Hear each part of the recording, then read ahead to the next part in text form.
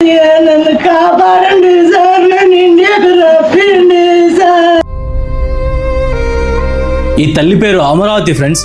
మన ఆంధ్రప్రదేశ్ కడప జిల్లా వెళ్ళది.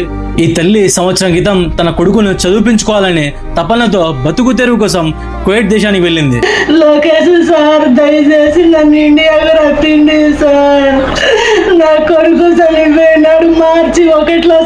అయితే కొన్ని రోజుల క్రితం ఈమె కొడుకు ప్రమాదవశాతం మన కడప పుష్పగిరిలో ఈతకు వెళ్లి నీళ్లలో మునిగి చనిపోయాడు. ఇది తెలుసుకున్న ఆ తల్లి తన కొడుకును చివరిసారిగా చూడాలి అని ఇండియాకి తిరిగి రావాలి అనుకుంది.